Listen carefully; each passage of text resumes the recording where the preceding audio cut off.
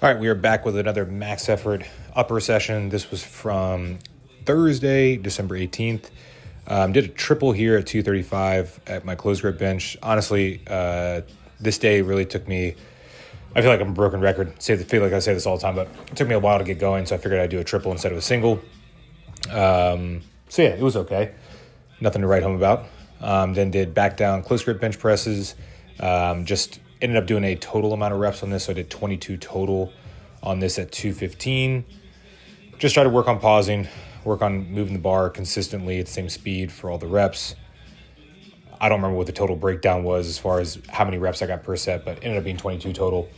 I haven't filmed the other upper body sessions, the lighter upper body sessions, in the past 1 or 2 weeks, I think. I can't remember how long it's been, but they've been more hurried session. I just haven't had time to film.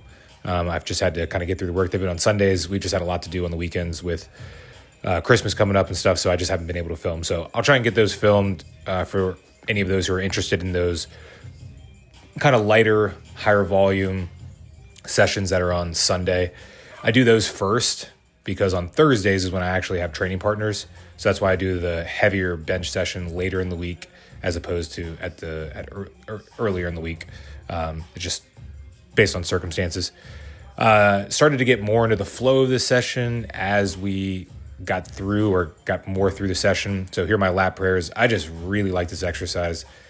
Ever since I haven't been able to do really any pull-ups, push-ups, any pull-ups, chin-ups, lat pull-downs or anything like that because of my bicep tendon, which I think is healing well. I don't know. I haven't used it that much, but I'm trying to give it 6 to 8 weeks off. Here are the behind the neck presses, overhead presses. Again, always a staple. Just trying to hit a good rep range with this. Trying to move up slowly in weight over time. Have my bodybuilding show and my powerlifting meet in May. So just kind of laying the groundwork for everything right now. Trying to get back into the mode. Training's been going really well, so I wouldn't say I'm trying to get back in the mode of training, but just kind of get back in the mindset of preparing for something, since it's been probably about 2 or 3 years since my last powerlifting meet. I think 3 years since my last powerlifting meet. And then, it'll be 2 years for bodybuilding. Just messing around with a bunch of different stuff with this. So I have chest supported rear delt flies. I did a top set, and then you'll see in the subsequent videos that I ended up doing like this kind of makeshift rest pause. I haven't trained my rear delts in a long time, but I was very much motivated or inspired by watching all these old John Meadows videos. I think that's part of, when you've been training for a long period of time, whether you're in this industry or not, you tend to get sucked down this rabbit hole of like, oh, I figured it out. Like I figured out the magic bullet to everything. Like this is the one thing that I'm going to have to do forever. And I think that's why people get into these arguments about, high volume, low volume, high intensity, all this kind of stuff. Like, oh, intensity methods don't work.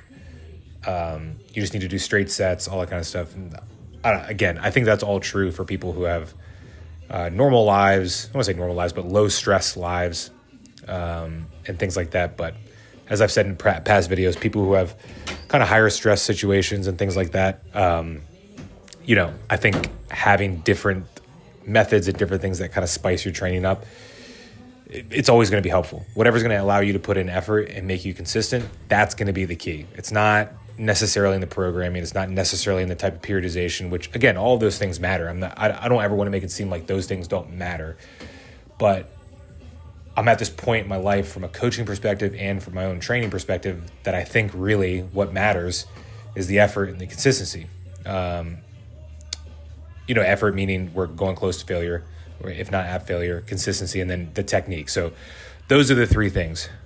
Good technique, whatever your definition of that. I have my own definition, but good technique, high effort, great consistency, like that's the bread and butter. The type of periodization, type of programming, that's really going to differ based on the person. You have to, what's the best way to word this? The programming has to, how do I word this? The programming has to fit the person.